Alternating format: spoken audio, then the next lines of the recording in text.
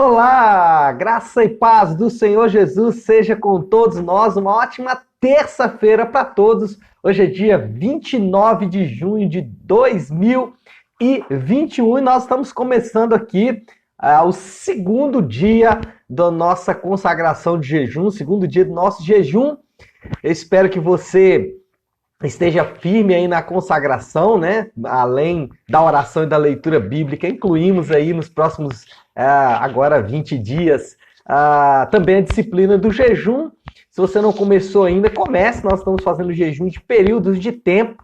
E aí a nossa expectativa de fato é que durante esse período o Senhor possa falar muito forte ao nosso coração. Hoje, sequenciando também a nossa maratona bíblica, nós vamos continuar falando do profeta reclamão, o Jonas, o profeta murmurador, né? Vamos falar de Jonas 3 e 4, são dois capítulos muito pequenos, e eu indico também que você leia o Salmo 49. Gente, o Salmo 49 é simplesmente fantástico, mas Jonas 3 e 4, o tema do nosso devocional de hoje é vencer a ilusão do mérito. Bom, vamos entender isso bem, fazendo aqui uma contextualização. Jonas, depois de ser milagrosamente salvo da tempestade por Deus, ele assume definitivamente a sua missão. Ele vai em direção à cidade de Nínive e prega para os ninivitas, prega a salvação para os ninivitas. Depois que os moradores da cidade são, então, alcançados pela mensagem, algo impressionante acontece. Aqueles homens se arrependem dos seus pecados e, de alguma forma, se voltam para Deus. É claro que essa pseudo-conversão aí, ela não dura muito tempo, né? Até porque logo depois os ninivitas voltam a ser como eles eram, mas o fato é que, de alguma forma, Deus trabalha o coração daqueles homens. E por incrível que pareça, depois de Deus falar ao coração daqueles homens, Deus de alguma forma trabalhar o coração daqueles homens, Jonas, o profeta reclamão, não fica nada satisfeito com o amor de Deus com aquele povo idólatra. Jonas fica indignado. Como assim? Deus não pode falar com esse povo, Deus não pode salvar esse povo, não existe neles nada, não existe mérito nenhum deles. Por que Deus salvaria eles? Por que Deus poderia livrar esse povo, que é um povo extremamente idólatra? Bom, Deus, em Jesus, ele salva toda espécie de homens. Deus, ele não escolhe a categoria A, B ou C para salvar. Eu me lembro de uma oportunidade em que eu estava acompanhando um pastor amigo em um aconselhamento, e aquele aconselhamento era sobre um indivíduo que havia tomado um grande prejuízo financeiro. E aquele homem estava indignado com a postura do seu adversário, do seu prejudicador, né? E aí, durante a nossa conversa ali, durante o aconselhamento, o pastor, né, falou para aquele irmão: olha, vamos orar para que esse indivíduo se converta, né? Porque se ele se converter, ele vai se arrepender, e se ele se arrepender de fato, ele vai retratar-se, né? Ele vai devolver o que ele roubou. E aí aquele moço, né, tomou uma postura extremamente agressiva e nos surpreendeu até. Ele se colocou contra a conversão daquele homem, não porque ele não achava que aquele homem não era digno, é que ele disse: olha, esse homem não tem condições de converter. Aí o pastor achou estranho e falou: mas por que você acha que ele não tem condições de converter? E aí ele começou a dizer: olha, meu pai, ele sempre me ensinou a ser muito honesto. Eu sempre fui muito honesto, muito honesto. Aí o pastor perguntou para ele assim: e os seus outros pecados? Como assim? Ele perguntou: e os seus outros pecados? Você não tem outros pecados? E aquele moço baixou a cabeça e entendeu o que o pastor estava falando. Jesus, ele não nos salva pelo nosso mérito, ele nos salva apesar do nosso mérito. Jesus, quando Deus nos salva em Jesus, ele nos salva por causa dos nossos pecados. Ele olha e vê não os nossos méritos, porque se ele olhasse os nossos méritos, ele não nos salvaria. Ele olha e nos salva por causa dos nossos pecados. Ele precisa nos livrar exatamente dos nossos pecados. E o que causou confusão na cabeça do profeta Jonas foi que ele não via o porquê Deus devia salvar aqueles homens. E muitas vezes nós também ficamos nessa condição. Nós achamos que Deus olhou e viu algum mérito em nós. Uma vez conversando com um amigo, ele falou assim que Deus viu o coração de Abraão. Eu falei, não, Deus não viu o coração de Abraão, porque Deus não olha os méritos para salvar. Se Deus olhasse os méritos para salvar, ele não salvaria ninguém. Muitas vezes, meus amigos, meus irmãos, muitas vezes o fator meritório, ele ilude o nosso coração. Muitas vezes, o fator que nos engana não é a maldade do nosso coração, é a bondade do nosso coração. Nós confiamos na bondade do nosso coração e isso às vezes nos ilude. E por que nos ilude? Por que muitas vezes o fator meritório ilude o nosso coração? É que nós esquecemos. Olha só, preste atenção nisso. A sua vida, ela é fruto de um Deus que salva exatamente os improváveis. Vamos falar a verdade? Você acha que Deus salvaria você? Você acha que Deus, em sã consciência, seria capaz de salvar alguém como você? E não porque você é somente mal, não. Mas às vezes por causa da cultura que você estava envolvido, da família que você estava envolvido, você é um grande improvável de Deus.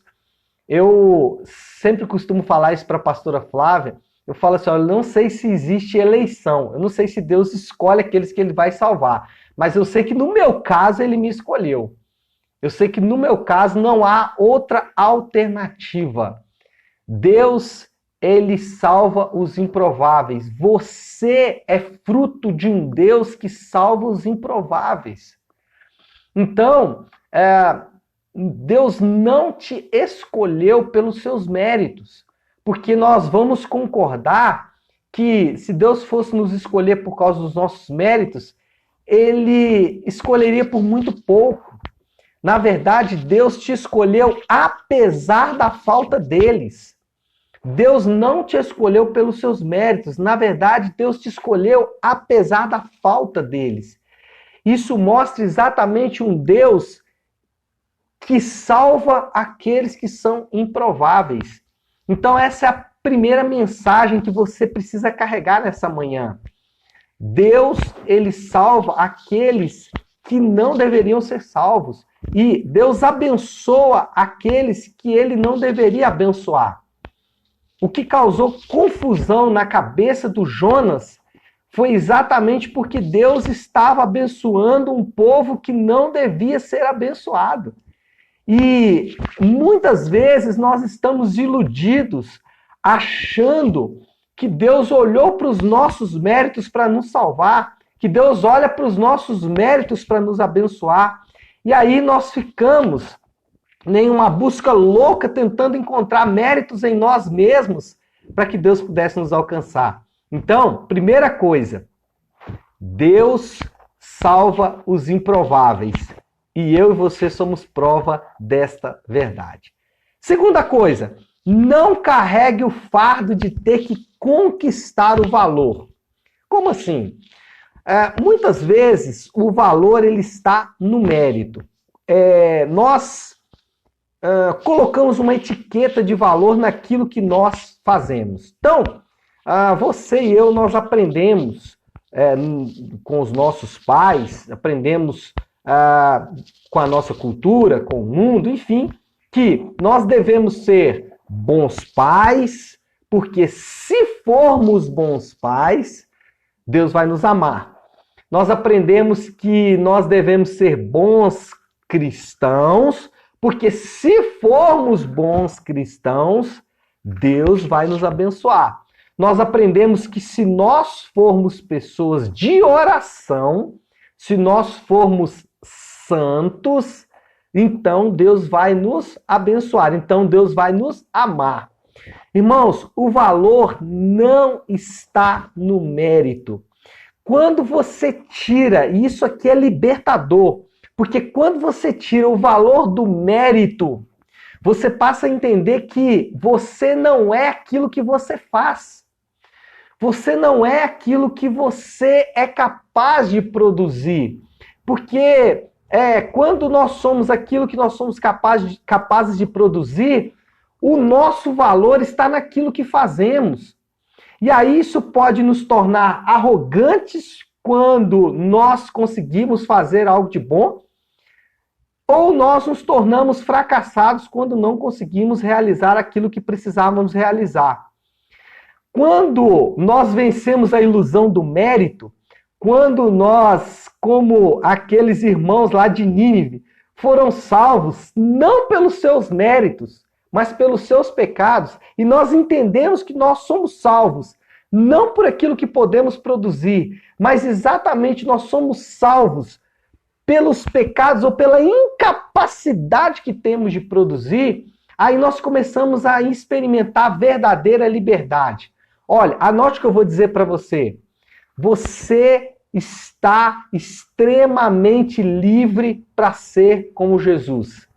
Seja como Jesus, perdoe como Jesus, ame como Jesus, sirva como Jesus, seja como Jesus, mas não para conquistar o mérito. Na verdade, seja como Jesus porque você foi alcançado pelo amor improvável dele.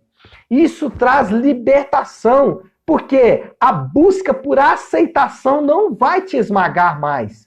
Talvez você chegou aqui nessa manhã e a vida com Deus para você era um peso, porque você sempre estava buscando uma forma de tornar Deus propício a você. Você estava sempre buscando uma forma de ser aceito por Deus. E isso te esmagava, isso te destruía, isso colocava um peso sobre você insuportável.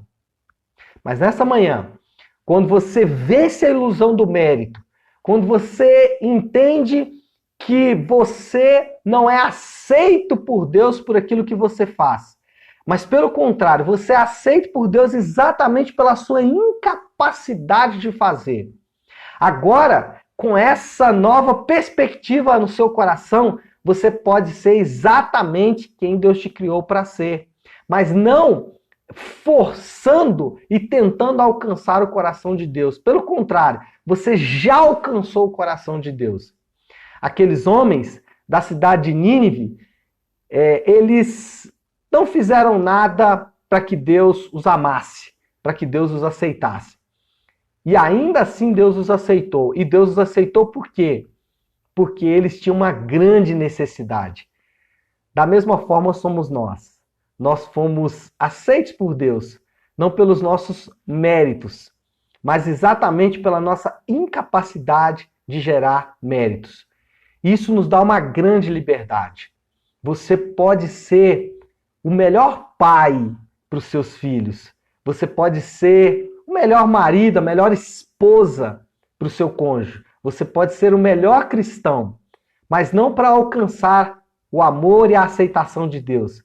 Você pode ser tudo isso exatamente porque você já alcançou o amor de Deus. O amor de Deus já te alcançou. Ele já chegou até você. E por causa disso, você pode ser a melhor pessoa possível, mas não para alcançar o amor de Deus, mas porque o amor de Deus já te alcançou. Tá certo, meu pessoal? Vamos orar por tudo isso. Vamos colocar tudo que falamos aqui diante do Senhor. Eu sei que esse é um exercício difícil porque a nossa cultura ela nos impõe uma busca desorientada pelo mérito, mas Deus ele fala exatamente o contrário. Os improváveis já foram salvos por Deus. E é por isso que nós vamos orar. Os improváveis vão se apresentar diante do rei agora. Vamos fazer isso?